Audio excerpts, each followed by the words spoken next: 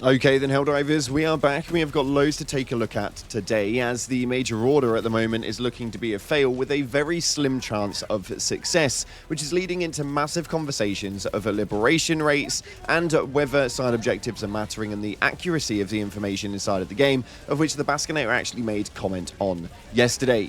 We also finally have the voting conclusion for the name on Remembrance, and it seems that Alexus is causing a stir in the community yet again, with just a single comment. We've got loads to go into today, so if you haven't already, smash that beautiful like button, subscribe with post notifications turned on, it'd be greatly appreciated. Make sure you check out our incredible sponsor, Instant Gaming, the platform where you can get your video games cheaper for PC and console. The best deals, offers, promotions and discounts, running up to 70% off. It's a no-brainer, the link's in the description. And we're also doing the giveaway here on the channel for those free war bonds that you guys want to get your hands on. So if you want to get your hands on some super credits, head down to the comment section and put a bot emoji in there to essentially say what it is that we need to be taking out right now, because those bots need to go down. Nonetheless, let's dive into the game and see what it is that's happening right now in Helldivers 2. So starting off, we're on the Galactic War map, and there are a lot of things that we need to take into consideration. We've got two planets right now to liberate, of Yalivar and also of Chlorel, as Chlorel has been a recent loss. We can see right here via an action report in the dispatches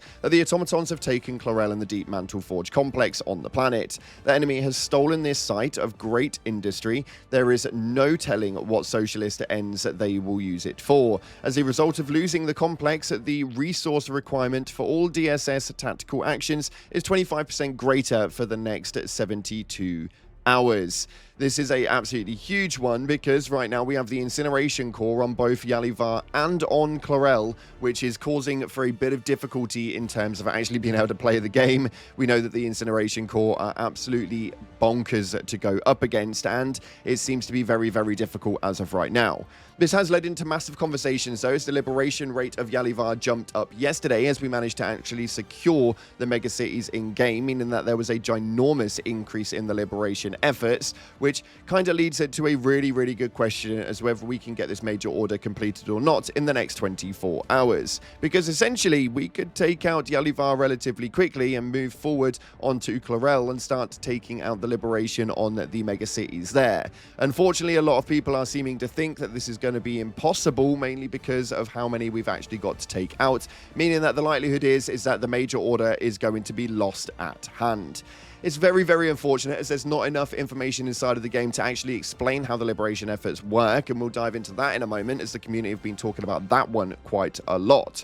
For those of you guys wondering, though, your personal order is to complete 6 secondary objectives in the next 24 hours, which is easily enough done. And for the next 2 days, we have now got the bearer of the standard as the rotation armor inside of the superstore, if you guys want to go ahead and get your hands on that one. But let's take a look at what it is the community have been talking about as of right now, as some people were really, really confused as this post went up onto Reddit stating, what the hell just happened? With a massive percentage increase in the liberation efforts, it's absolutely bonkers. Now, somebody actually clarified exactly what it is that's happening in game right now, as this is probably the biggest problem about the in-game activity of no information really being explained.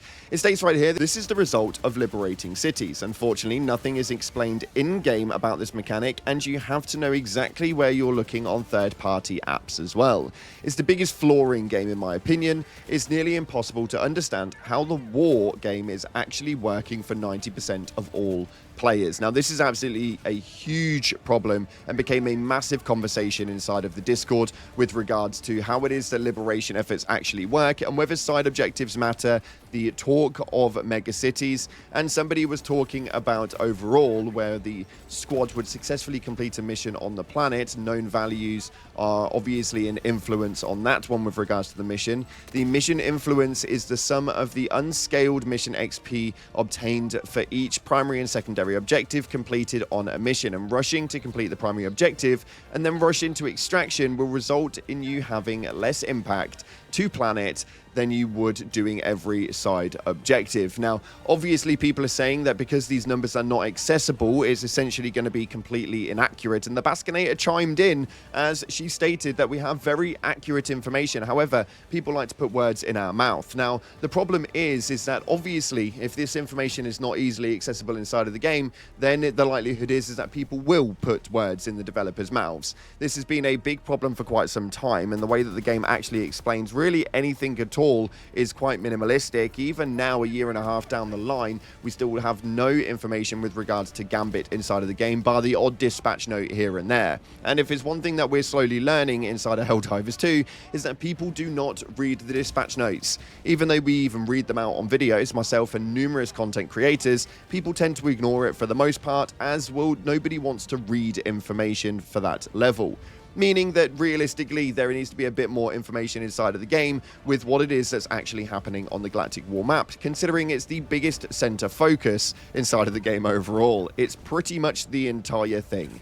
Nonetheless, though, taking a look on the game itself, there is a lot of things happening right now. We were able to vote for what Remembrance was going to be renamed during the rebuild of it, and as of yesterday, there was actually a voting that had concluded, by which the city Remembrance will now be remembered and shall be named Gun. Yep, that is absolutely right, with 72% of the total community at 85,000 votes actually voting Gun. It's a very confusing one, but nonetheless, that is going to be what Remembrance is going to be remembered for.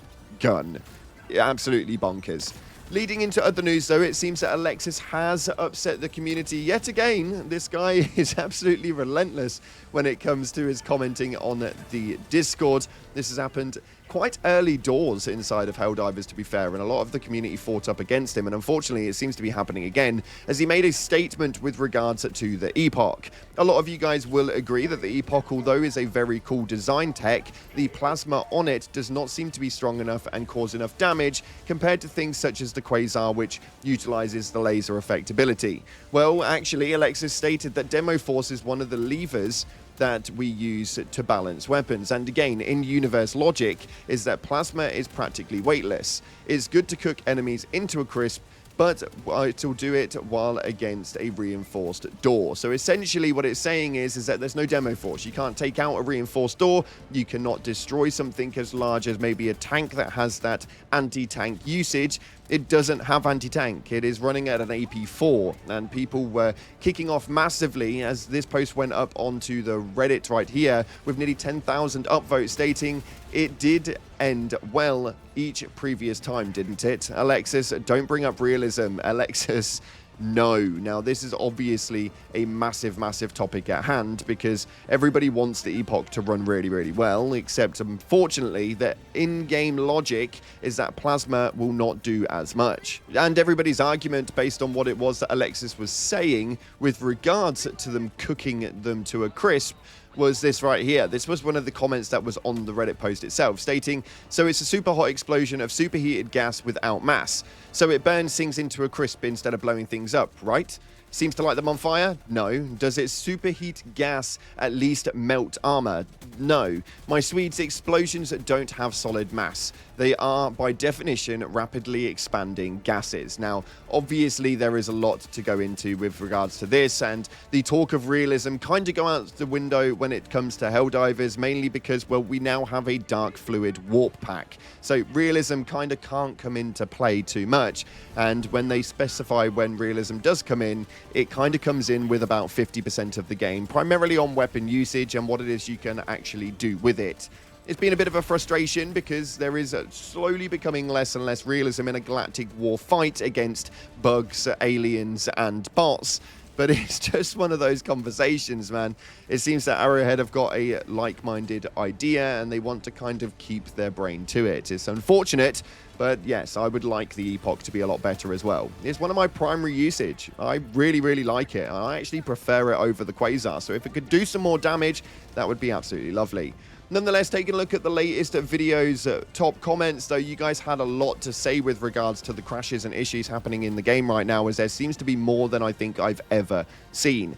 This top comment right here states, Arrowhead trying to release something without anything collapsing, monumentally challenged, impossible. Now, yeah, obviously, with these sorts of things inside of games, the bigger the update, the more issues that can occur, although right now we are in a bit of a tragic space with Arrowhead's Helldivers, as they have seemed to have broken a lot more things than they've actually fixed. So it's becoming a bit of a problem, but hopefully this is something they rectify soon. This next one states right here, we aren't your control group, Arrowhead. These problems are getting ridiculous. And yeah, unfortunately, I kind of have to agree with that one. The problems are becoming a little bit more out of hand, and with one thing that gets fixed inside of the listing, 4 more seem to be appearing right now, which is really, really, really upsetting to see, and hopefully something that we get a fix on. We need some quality of life changes that are going to mean that it fixes everything problematic in the game right now.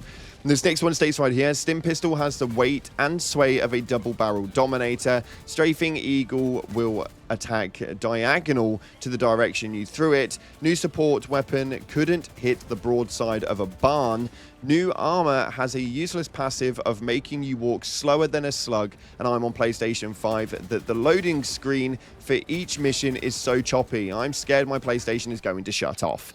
Again, all we're talking about right now are the problems in the game, which seem to be astronomically large compared to what they've been in past. Hopefully this is something that they do fix and make us understand a lot more by giving us some more information in the game. I've got my fingers crossed, and hopefully you guys have as well, but nonetheless, that's unfortunately all we've got time for today. It's been a bit of a negative one, and I hate seeing videos like this go up, but sometimes you just have to be ruthlessly honest.